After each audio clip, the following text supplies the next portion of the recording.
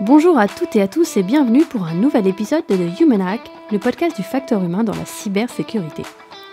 Aujourd'hui, je vous propose de rencontrer Maëlle Carpentier et Sarah Louapre qui viennent nous parler toutes les deux de leur reconversion professionnelle dans la cyber. C'est un sujet qui me tient à cœur parce que moi-même, avant de me tourner vers la cybersécurité, j'ai travaillé pendant 10 ans dans un autre secteur complètement différent et donc j'avais envie de mettre en lumière ce sujet. Et puis aussi, on s'est rendu compte avec Maëlle et Sarah en discutant qu'on a souvent des gens qui nous contactent sur LinkedIn pour nous demander des conseils et savoir comment on a réussi à changer de secteur. Alors voilà, je vous propose cet échange passionnant entre Maëlle et Sarah. Vous allez voir que toutes les deux ont des profils très différents, des parcours aussi atypiques l'un que l'autre, et c'est vraiment ce qui fait toute la richesse de cette discussion. J'espère que vous prendrez autant de plaisir que moi à écouter cet épisode, et puis surtout j'espère que pour ceux qui nous écoutent et qui envisagent de se lancer dans la cybersécurité, eh bien ça leur donnera envie de se lancer, d'oser, comme l'ont si bien dit nos deux invités. Je vous souhaite une bonne écoute. Alors bonjour Sarah, bonjour Maëlle, merci d'avoir accepté mon invitation pour participer au podcast.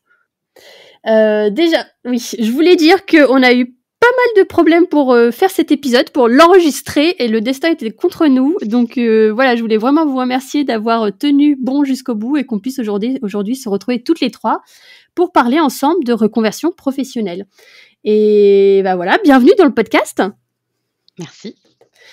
Donc la première question, qui est la question que je pose à tous mes invités, mais qui aujourd'hui a peut-être encore plus de sens, c'est est-ce que chacune de vous, Maëlle, Sarah, vous pouvez vous présenter, nous parler de votre parcours, et puis nous dire aujourd'hui quel rôle vous occupez. Et on va voir d'ailleurs que toutes les deux, vous avez des parcours très différents, et qu'aujourd'hui vous occupez aussi des postes très différents, donc ça va rendre cette interview d'autant plus intéressante. Et puis peut-être un dernier élément avant de se lancer dans la discussion, vous ne vous connaissiez pas avant de faire le podcast, donc c'est aussi pour vous une rencontre. Voilà, donc qui a envie de se lancer pour se présenter et nous dire un peu plus d'où elle vient et aujourd'hui ce qu'elle fait. Eh bien, je vais me lancer. Merci Amandine de nous faire enchanter. Merci Sarah. Parcours, effectivement, parcours un peu particulier, parce que moi j'ai commencé ma carrière il y a déjà un petit moment en tant que coiffeuse. Pendant 4 ans, et à la fin de mon diplôme de coiffure, j'ai décidé de continuer mes études finalement, et l'idée de base était de devenir technico-commerciale pour les produits de cosmétiques et de coiffure.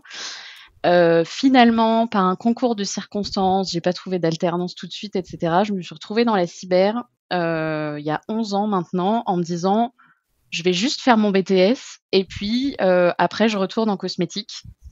Bon, finalement, m'y voilà, toujours, 11 ans plus tard. C'est ça. Comme quoi. Et du coup, aujourd'hui, je travaille chez Sequoia.io et je suis responsable événementiel. D'accord. Et donc, entre la coiffure et mon poste d'aujourd'hui, j'ai été BDR, commercial, responsable marketing. Enfin, voilà, j'ai touché à pas mal de choses, mais plutôt côté fonction support, oui, en 11 ans dans la cyber. Ok, super. Merci beaucoup, Sarah. Maëlle, est-ce que tu veux toi aussi te présenter ? Oui, bien sûr. Donc, je vais commencer par remercier Amandine, effectivement, de me permettre d'avoir la parole ce soir.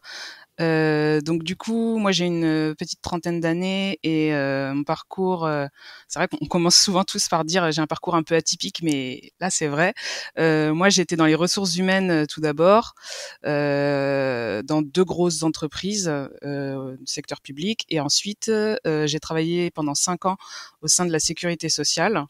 Et ensuite, voilà, j'ai eu envie de découvrir un petit peu le domaine de l'informatique, et au début, je me suis peut-être un petit peu perdue avec le développement web, tout ça. C'était pas forcément évident de savoir vraiment ce que je voulais faire au début.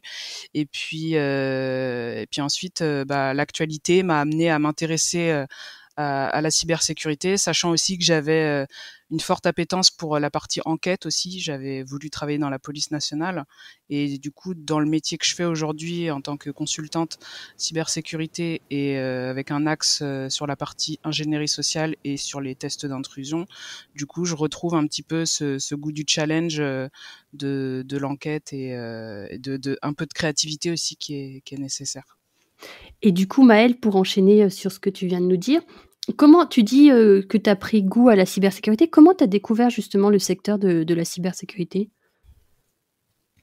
Je pense qu'au tout début, ça a dû être un peu les médias. Mmh. Ensuite, sur la première année de ma reconversion, j'ai eu l'opportunité de me rapprocher et d'intégrer le cercle des femmes de la cybersécurité. Et du coup, à travers cette association, j'ai pu recevoir de l'information, j'ai pu développer un réseau et également prendre la parole à 2 reprises sur des événements. Donc, ça s'est fait de cette manière-là. Et après, pour j'ai dû forcément acquérir des bases dans le développement et tout ça, mais le il y a beaucoup de choses en fait qui sont disponibles sur internet, il y a beaucoup de vidéos, tout ça, c'est assez facile d'accès, mais il faut savoir un peu ce qu'on cherche parce qu'on peut s'y perdre quand même. Oui, et justement, tu disais il y a beaucoup de ressources en ligne. Toi, quand tu as commencé à t'intéresser à ce secteur, tu avais pas de connaissances ou de compétences particulières ou en lien avec l'informatique? Non, bah, à part, après quand même je suis, un peu digital native, c'est-à-dire que je suis quand même née avec l'informatique, enfin avec, voilà, quoique oui, bon, enfin, j'ai baigné quand même, dans l'informatique toute mon enfance et toute ma jeunesse, mais j'étais pas celle qui démonte des ordinateurs à 14 ans, Oui, quoi. En oui. fait, c'était voilà, j'ai juste eu un téléphone au début de l'adolescence et voilà, on l'utilise un peu tous les jours et pas du tout, ouais, au lycée, collège, pas du tout d'appétence particulière pour les métiers de l'informatique, tout ça. Enfin, personne n'est jamais venu nous les présenter non plus, hein. C'est vrai, c'est vrai. Et du coup, bah, je dirais que aujourd'hui, il y a quand même beaucoup de vidéos qui sont accessibles, de chaînes YouTube, de jeunes qui prennent la parole et qui expliquent leur parcours, et c'est assez accessible aussi pour des débutants en fait. Donc, bah, à travers ça, LinkedIn, les chaînes Discord aussi, Twitch, voilà, il y a effectivement pas mal de ressources qui sont accessibles. Et je me permets de rebondir, Maëlle. Je trouve que, enfin, moi, ce que j'ai pu voir dans ce milieu-là, c'est qu'on travaille avec des gens qui ont envie de faire découvrir leur métier.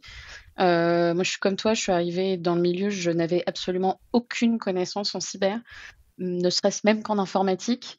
Et je pense que si tu as envie, quand tu rentres dans ce milieu-là, les gens sont vraiment, enfin, prêt à t'aider, à te donner des formations, à t'expliquer comment ça marche. Et je trouve que ça, c'est quand même quelque chose dans ce milieu-là qui est assez, remarquable. C'est vrai, Sarah, je suis d'accord avec toi, la communauté est assez bienveillante, ouais. C'est vrai.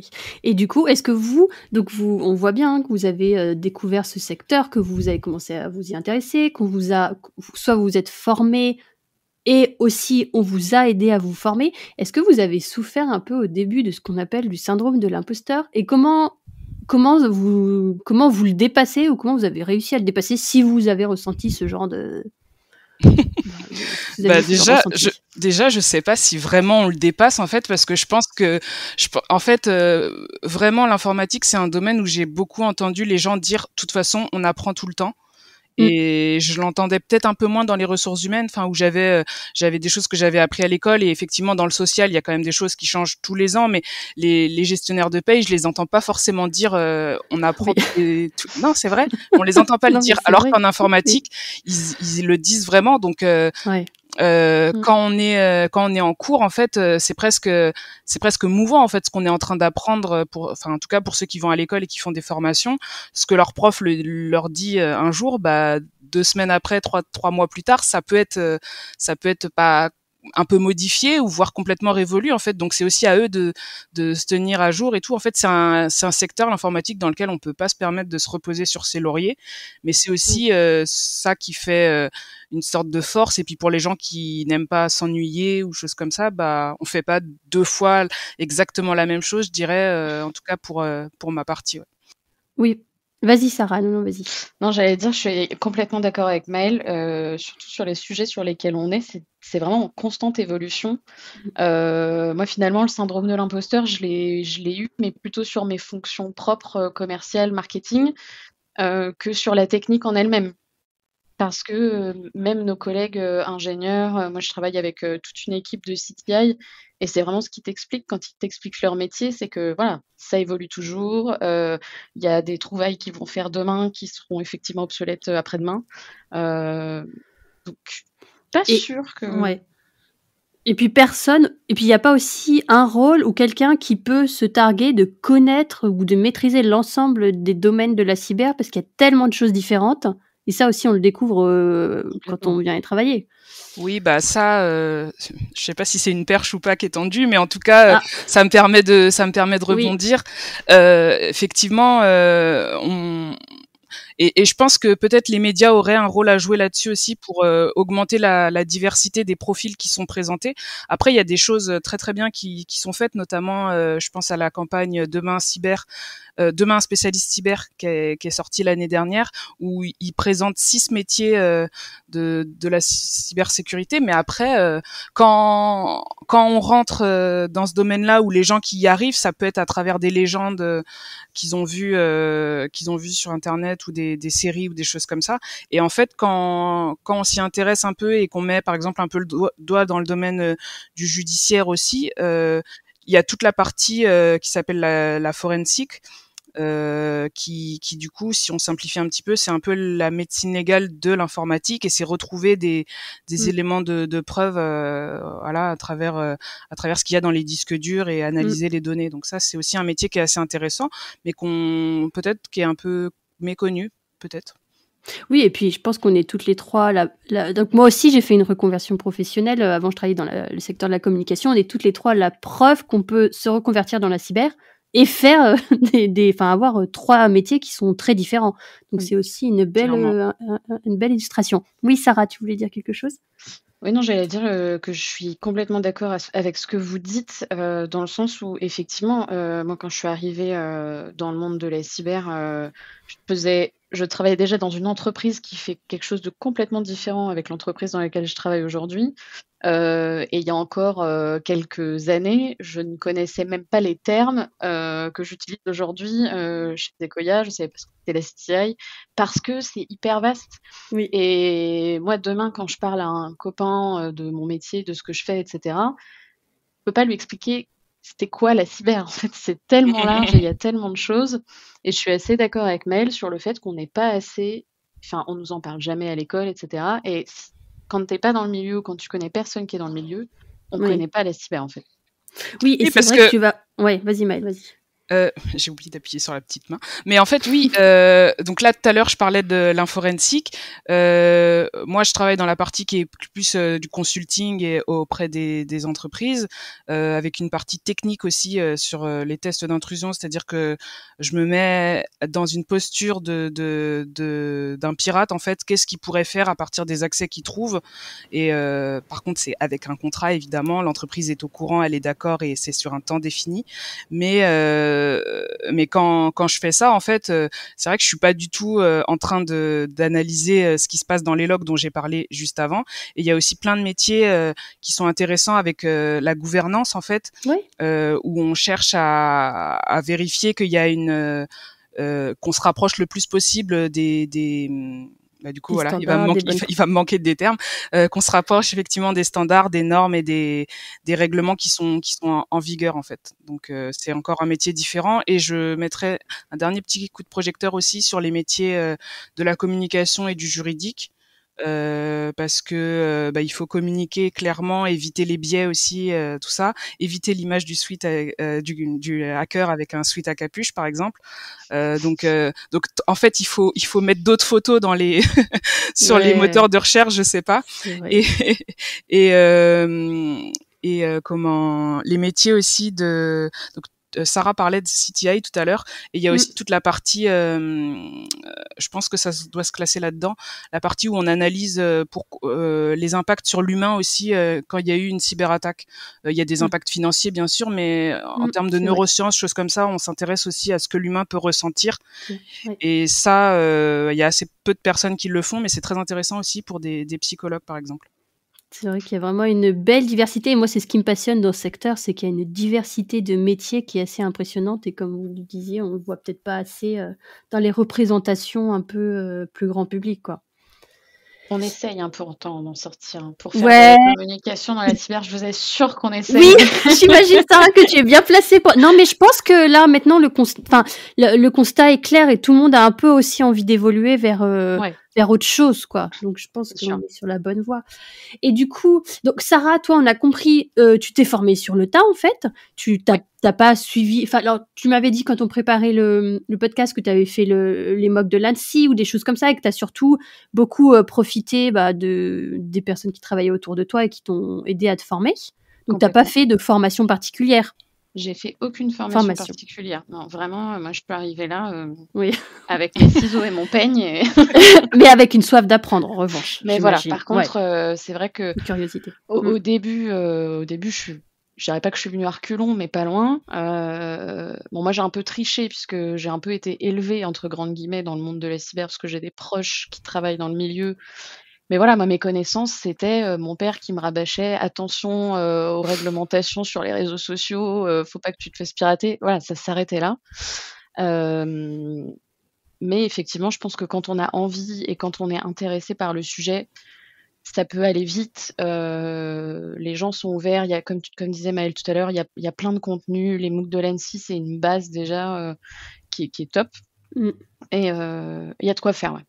Et toi, Maëlle, du coup, oui, est-ce que tu as suivi, toi, une formation pour changer de secteur? Oui, je vais répondre à la question. Oui. Juste avant, je levais la main pour dire que on peut apprendre même de façon un peu joyeuse ou ludique, parce que j'entendais Sarah dire qu'elle a été un peu à reculons.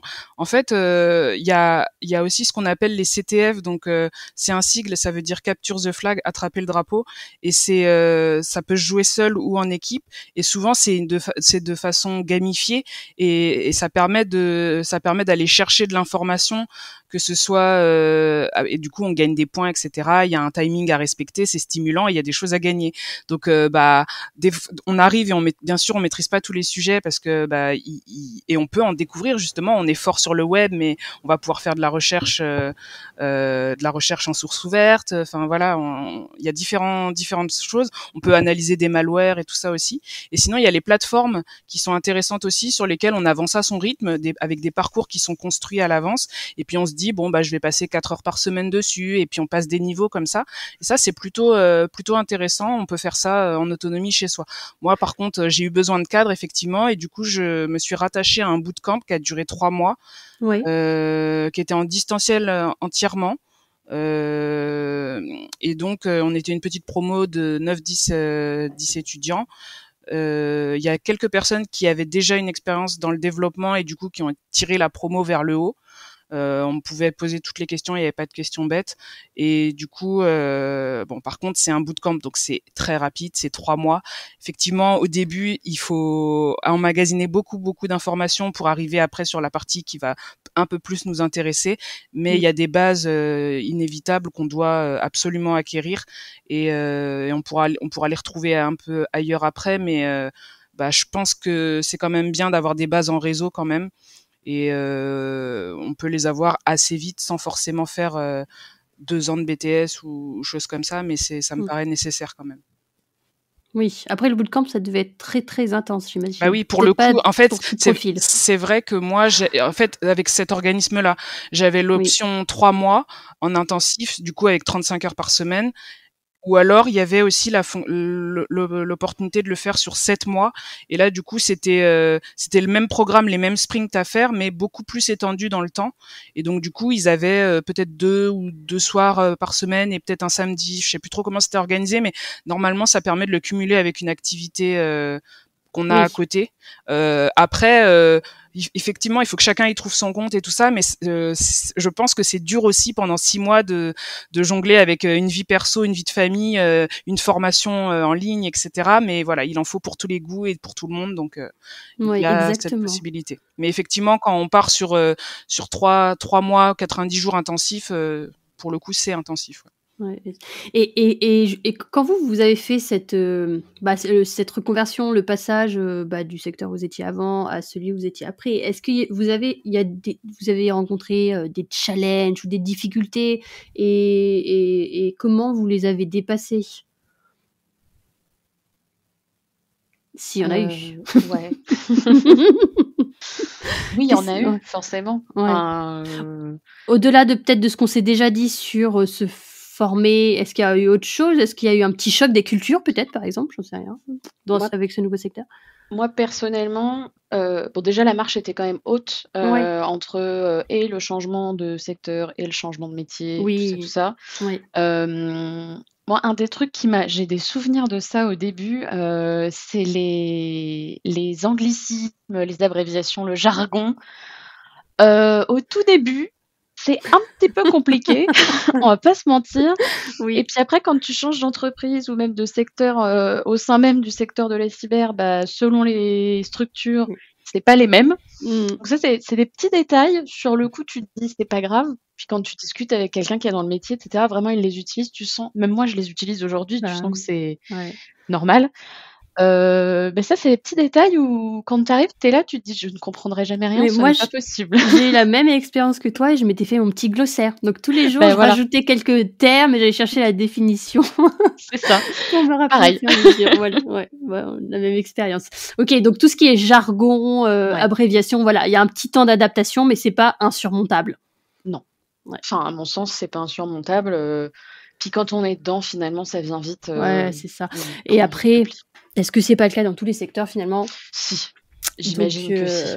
Non, mais vraiment anglicisme quand même, parce que par exemple, Ouais. si tu passes en boucherie ou en boulangerie demain, non, non, peut-être pas la mais même. non, mais t'auras aussi des trucs Oui. peut-être qui veulent dire, enfin, qui sont complètement différents de ce que tu apprenais Mmh, avant, mais t'auras peut-être assez peu d'anglicisme. Et pour c'est le coup, vrai. c'est vrai que l'informatique, mais après, faut pas du tout décourager les gens qui se disent Non. pas forcément bons en langue ou choses comme ça, parce que en fait, c'est des trucs, ça vient vraiment et on les manie au jour le jour, etc. L'idée du glossaire me paraît très très bonne.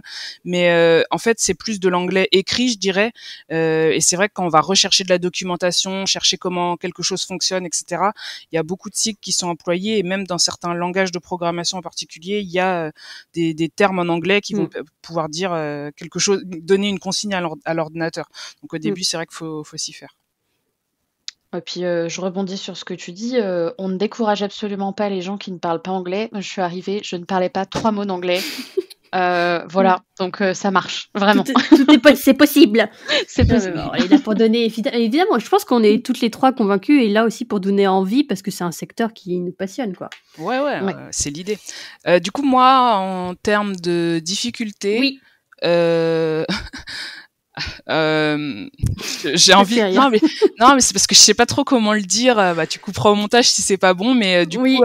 c'est pour dire qu'en fait, limite, j'ai l'impression que le plus dur, en fait, il vient après la formation, le moment où tu veux rentrer vraiment dans le domaine, dans le secteur, dans le milieu, parce que aujourd'hui, je vois beaucoup de gens qui sont sur LinkedIn, qui cherchent des alternances, etc. Ça paraît très très dur de trouver une alternance, mais j'ai presque envie de dire que c'est aussi dur après, en fait, de trouver le ou les premiers postes. Je sais pas si c'est lié uniquement à la France. Peut-être, mais en tout cas, la posture des entreprises et des personnes qui passent les candidatures, mais ça vient de la directeur, du directeur général avant ou des managers probablement, mais en tout cas au sein de l'écosystème français, il y a une forte croyance en quoi le diplôme est très important et fait Oui. la personne, Mmh alors que, bah, comme on l'a dit juste avant, la personne qui est motivée, qui a envie d'apprendre, mh. etc. On a des personnes qui sont très douées dans le domaine où moi je suis sur les tests d'intrusion, mais qui soit se sont arrêtés vers le BTS par exemple et ont appris énormément de choses sur le tas tout seuls, etc. Ils sont parfaitement capables de transmettre, mais peuvent se retrouver des fois s'ils essayent de chercher pour rentrer en entreprise. Après, on peut tout à fait travailler en freelance aussi, mais la barrière de l'entreprise, je dirais que, et pour les recruteurs, ça passe par des certifications toutes plus chères les unes que les autres qui sont Mmh. énumérées dans une offre d'emploi et une offre qui commence par 2 formations bac+5 et après aussi la fameuse expérience. Alors que bah, en Ouais. alternance, quand on cherche une alternance, on est là pour acquérir de l'expérience Mmh. aussi. Donc des fois, C'est un plus petit paradoxe. Je me permets de rebondir, je suis hyper étonnée, Maëlle, de ce que tu dis parce que pour avoir travaillé et chez l'éditeur et chez le prestataire de services en cyber, heu, je trouvais justement, qu'on donnait sa chance, aux profils un peu plus juniors et cetera, plus facilement que dans d'autres secteurs. alors du coup, ça doit évidemment dépendre des sociétés dans lesquelles on travaille, et cetera. Mais pour le coup, moi, dans Mais ce que j'ai pu voir, est-ce que c'était il y dans a les 10 ans, ce dont tu Oui, parles là, ou? c'était ce que non mais ah, c'était ça que je voulais dire, Sarah. ouais, Ouais, c'était que moi aussi, Sarah, j'ai le même ressenti que toi quand enfin on m'a donné ma chance quand j'ai commencé à travailler dans la cyber alors que j'avais très peu d'expérience et que j'avais pas de diplôme ni de certification, mais ça c'était il y a déjà ouais, plus de 6 ans. Et j'ai l'impression que depuis le secteur c'est un peu plus bouché. structuré, ouais, il y a beaucoup plus de formations, Bouché. de diplômes. Mmh. Et Oui, que c'est vrai. maintenant, du coup, ben ouais, il y a peut-être parce que Maëlle, toi, ça fait moins longtemps que tu t'es Ah bah reconvertie, oui, oui, non? oui, moi ça fait 2 ans, Ouais, donc ouais, il y a peut-être eu une Ah oui, d'accord. évolution, tu vois, ouais. Sûrement, oui, parce que moi, j'ai quitté le monde du conseil en cyber, ça doit Oui, faire 3 ans. Donc oui, ouais, ça ouais. marche. d'accord, OK. Mais Non, du coup, ouais. hyper intéressant aussi vos retours, Mmh. hyper intéressant. Ouais. Je pense que c'est encore possible, peut-être dans des plus petites structures, celles Ouais. qui, tu vois, vont être moins sûres, parce que c'est quand même un truc très français, hein, le fait d'aller chercher des diplômes pour se rassurer dans le recrutement ou des certifications. Et je pense que peut-être dans les plus petites structures, il y a encore cette envie d'aller donner sa chance à quelqu'un qui est motivé et puis de s'appuyer peut-être plus sur l'état d'esprit que sur est-ce que sur le CV il y a les bonnes formations, les Bah, bonnes certifications. effectivement, pour conclure Mm. sur Oui. ce que j'ai dit précédemment et aller dans le sens de ce que tu viens de dire, Amandine, effectivement, les TPE peuvent avoir. Enfin, moi, j'ai déjà entendu quelque chose qui disait comme quoi la technique, ça peut s'apprendre avec le temps ou avec en fonction du dossier en question. Voilà, le consultant, il sera prêt à monter en compétence, à apprendre s'il a le bon environnement, etc. Par contre, à l'inverse, ce qu'on me disait, c'est quoi ton background, en fait, ce que tu as appris avant, parce que le savoir-être, en fait, moi je suis chef d'entreprise, je vais pas pouvoir te l'apprendre, en fait. Si tu sais pas dire bonjour au client, si tu sais pas écrire un mail correctement et tout ça, je pourrais pas te l'apprendre, malheureusement. Et par contre, à l'inverse, c'était la technique, ça s'apprendra toujours. Eh ben, très belle transition, justement. Quels sont les soft skills, les savoir-être, du coup, Maëlle, que tu citais, que vous avez pu transférer, vous, de vos expériences précédentes à ce que vous faites aujourd'hui? Du coup, je dirais la communication. Communication orale et écrite. Enfin, du coup, j'avais l'habitude de faire des rapports déjà dans mon métier précédent. Communication orale, je devais déjà m'exprimer devant plusieurs personnes, donc ça va. Par contre, en informatique, c'est vrai que le public qu'on a, il est différent et on parle pas forcément. C'est pas parce qu'on travaille dans l'informatique qu'on travaille que avec des gens qui sont dans l'informatique pour le coup. Et donc, il y a énormément de vulgarisation à faire pour Mhm. que notre auditoire ou les gens en face de nous, notre interlocuteur, soient en capacité de comprendre ce qu'on est en train d'expliquer en illustrant avec des données, avec des exemples très parlants, imagés ou des exemples du quotidien. Je dirais ça en premier. Et je dirais aussi peut-être une forme d'écoute active, parce que du coup, quand on va dans une société, souvent on y va un peu pour résoudre un problème qu'ils ont, en fait, et du coup c'est assez rare qu'ils le disent très facilement, très spontanément, le problème qu'ils ont. Donc du coup, on va réussir à le trouver et à le comprendre à travers tout ce qu'ils vont dire, en fait, et va falloir glaner un peu de l'information, et du coup beaucoup laisser le client s'exprimer pour trouver les informations dont on a besoin, je dirais. Ouais, ouais, ouais. Et toi, Sarah, dans les fonctions plus support, tu dirais quels sont les Bah, soft... Ouais. pour le coup, j'aurais dit la même chose que Maëlle sur le premier point, la vulgarisation. Effectivement, quand tu es sur des métiers commerciaux ou marketing, il faut que tu puisses vulgariser. Et effectivement, on a beau être. Alors moi, je peux travailler avec des gens qui sont dans l'informatique aussi, mais pas sur les mêmes secteurs, pas sur les mêmes milieux. Donc, même s'ils sont dans le même milieu, ils parlent pas forcément la même langue, Oui. finalement. Donc je pense qu'il faut effectivement beaucoup vulgariser, communiquer, et cetera. Et après, mais ça fait aussi partie de la vulgarisation, mais tu sais, un peu la mise en relation. Dans le sens où quand j'étais commerciale pour une entreprise, services en cyber, il y a ce moment où tu vends ton projet à ton client.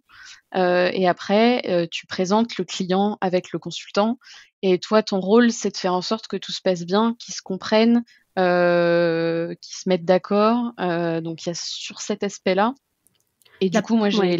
pardon, excuse-moi.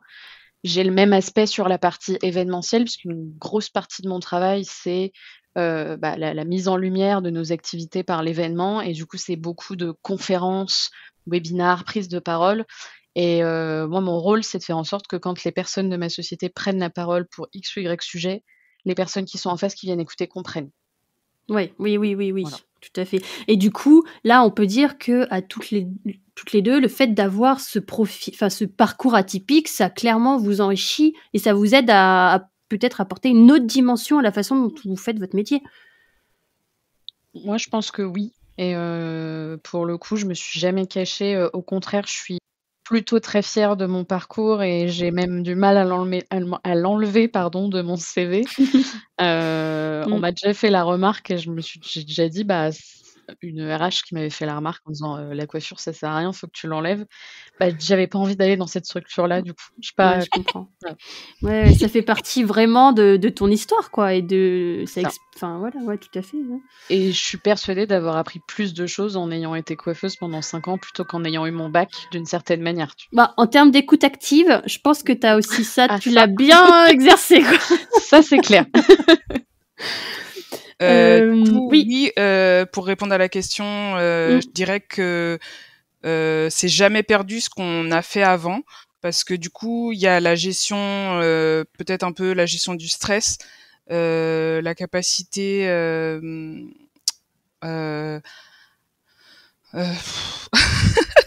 ouais, non, je sais pas, oui, la gestion du stress et surtout, effectivement, comme avant, j'étais à la sécurité sociale, je maîtrisais la législation du recouvrement et dans l'activité que je fais aujourd'hui, l'activité, elle est rattachée aussi à un groupe d'expertise comptable et du coup, je suis en relation avec des auditeurs IT et pour le coup, je comprends en fait certains termes qu'ils peuvent utiliser. C'est pas même s'il y a les travaux des auditeurs financiers à un autre endroit, c'est pas du langage barbare. Je comprends les termes de compta et tout ça en Mmh. fait pour moi.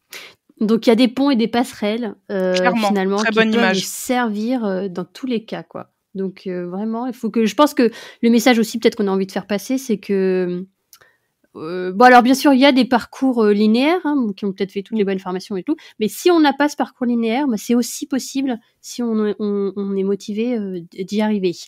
Et Et justement oui, alors vas-y Maëlle, pardon. Heu, affect, tu dis oui, parcours linéaire et cetera, mais c'est aussi, vraiment une richesse. Par exemple, quelqu'un qui aurait fait un doctorat en philosophie ou une formation en pharmacie. En fait, vu qu'il y a la cybersécurité, et du coup, bah, si je prêche pour ma paroisse, les attaques et tout ça, il y en a dans tous les secteurs et tous les milieux. Après, on peut même choisir de se spécialiser un petit peu, d'auditer, par exemple, principalement des systèmes de santé ou alors, si on a été dans l'automobile avant, bah il y a pareil, il y a des normes aussi qui se rapprochent et il y a aussi la partie secteur industriel et du coup ça c'est encore bon ça s'éloigne un petit peu de l'IT, ça se rapproche un peu de l'IoT pour le Mmh. coup. L'internet enfin il y a d'autres c'est différent de pirater une machine que Industriel, de oui. ouais voilà ou des dispositifs médicaux Mmh. par exemple, de pirater des scanners ou des choses comme ça. C'est pirater dans le bon sens. Oui. C'est non mais c'est voilà en fait je pense que quoi qu'on ait fait avant, soit on a été en interaction avec d'autres gens, d'autres publics, etc. et ça c'est vraiment bénéfique, soit on a le travail en équipe aussi, team spirit, et ben ça c'est très important aussi. Ouais. Et du coup, bah, ça fait un peu aussi la transition avec la dernière question que je voulais vous poser.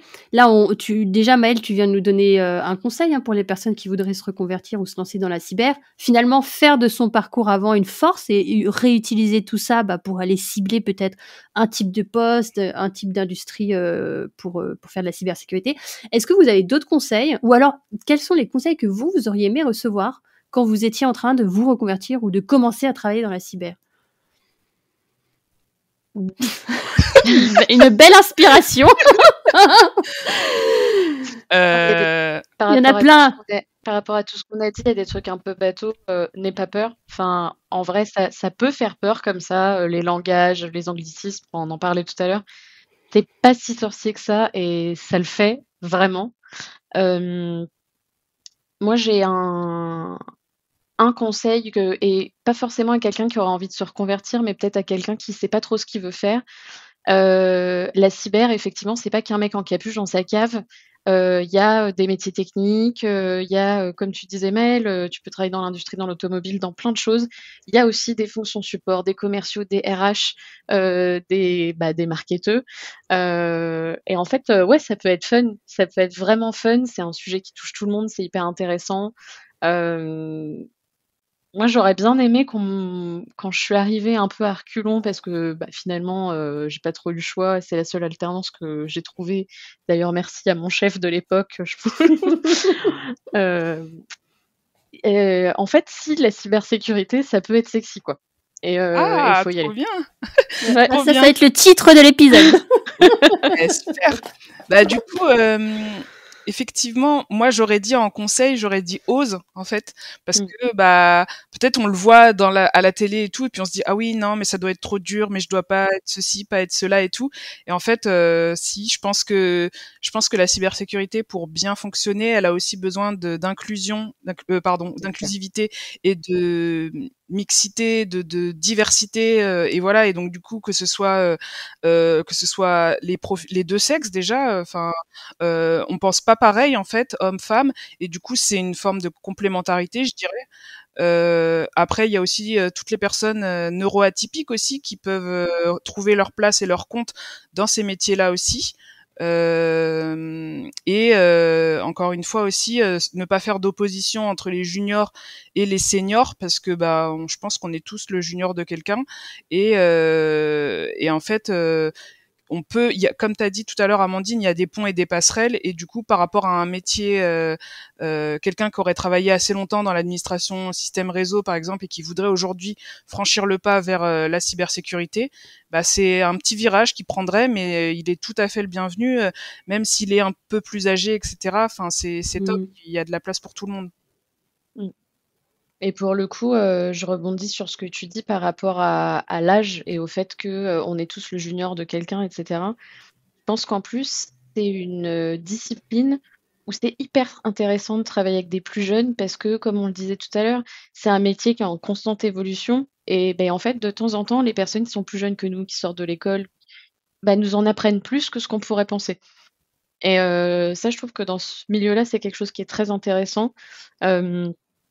Et vraiment, on arrive tous à s'apporter des choses, en fonction du secteur, en fonction de l'âge, en fonction de tout plein de choses. Et ouais, je suis assez d'accord je pense que le conseil, c'est ose et ose tout. Ose demander. On n'a pas tant appuyé là-dessus que ça sur ce podcast, mais je trouve que c'est un milieu où on a beau avoir des concurrents, c'est un milieu qui est très concurrentiel, et cetera. Il y a plein d'entreprises qui font la même chose, mais on veut le faire évoluer ensemble.